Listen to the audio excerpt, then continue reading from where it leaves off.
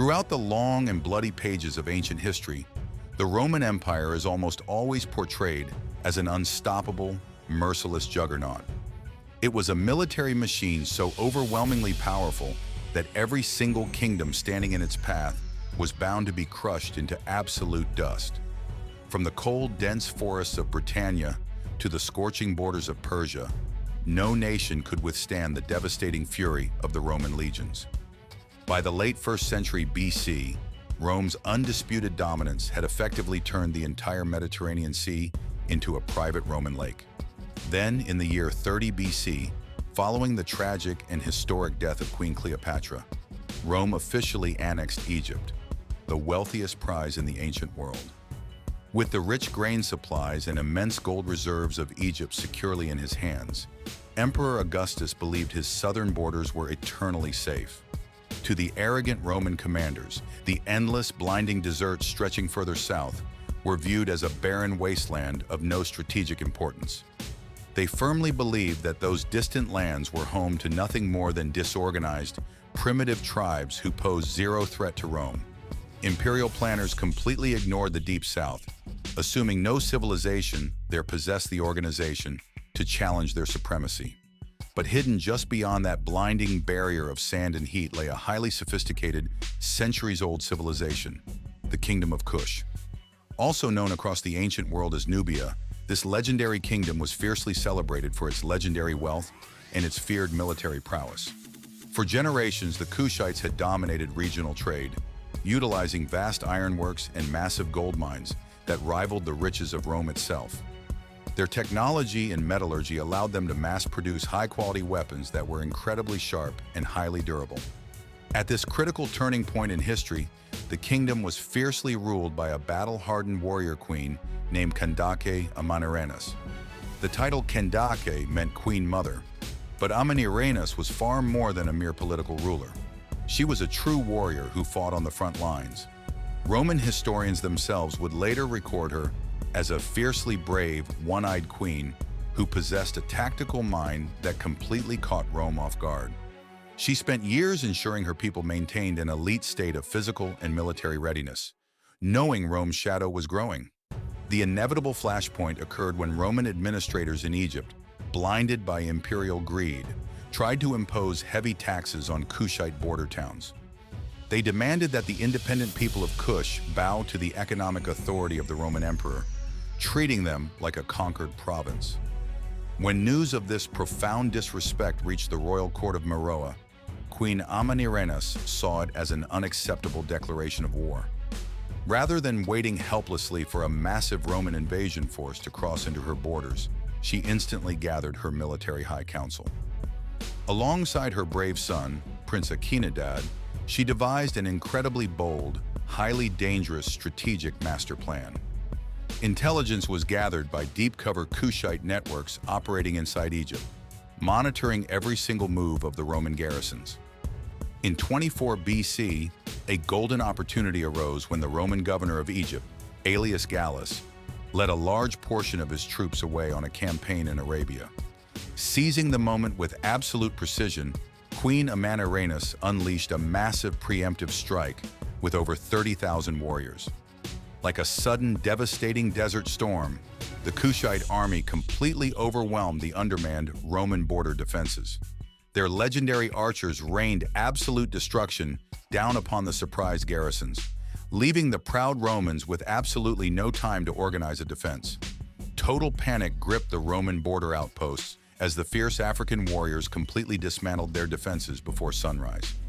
In a matter of mere days, the Kushites successfully captured three major, heavily fortified Roman cities: Siena, Elephantine, and Philae. They thoroughly plundered the Roman settlements, liberated countless prisoners, and overthrew every single symbol of Roman imperial authority they could find. In an ultimate act of defiance, Queen Amanirenas ordered the decapitation of a beautifully crafted bronze statue of Emperor Augustus himself.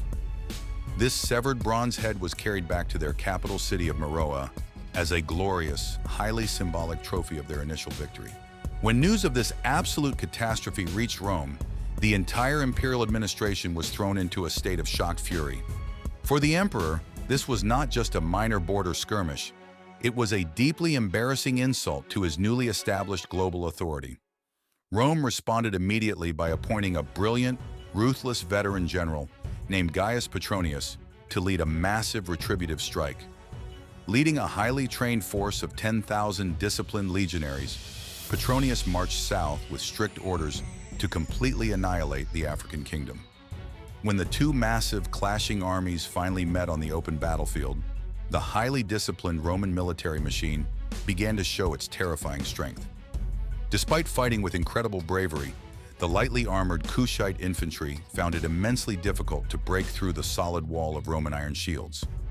Petronius successfully pushed the Kushites back, advancing deep into their territory and brutally destroying their ancient religious capital city of Napata.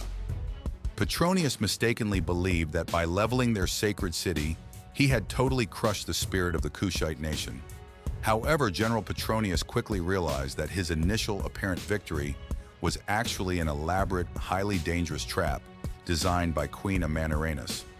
The brilliant queen intentionally avoided facing the Romans in another massive, risky open battle, choosing instead to execute a brutal scorched earth campaign. As her forces retreated further south, they systematically burned every single crop field and poisoned every water well along the path. This strategic retreat lured the heavily armored Roman legions hundreds of miles deep into the foreign, unforgiving, waterless heart of the Sudanese desert. The blinding heat, constant dust storms, and severe lack of food soon began to decimate the Roman lines far more effectively than any blade.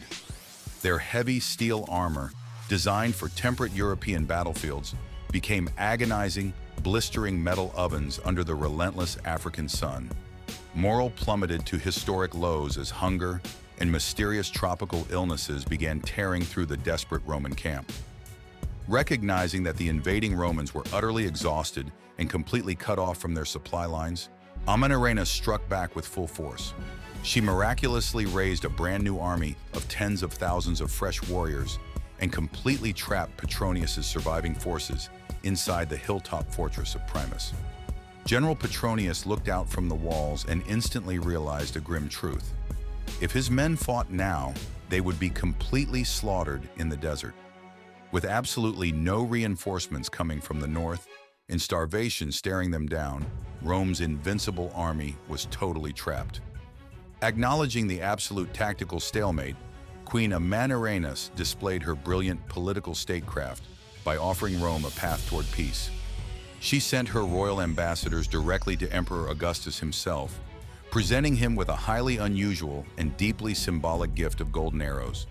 Her ambassadors delivered a message that perfectly captured her unyielding spirit and proud defiance. If you desire peace, these arrows are a token of our warmth and friendship. But if you desire war, keep them, because you will surely need them. The sheer audacity of the message stunned the Roman elite, who had never faced such an unyielding foe from the African continent.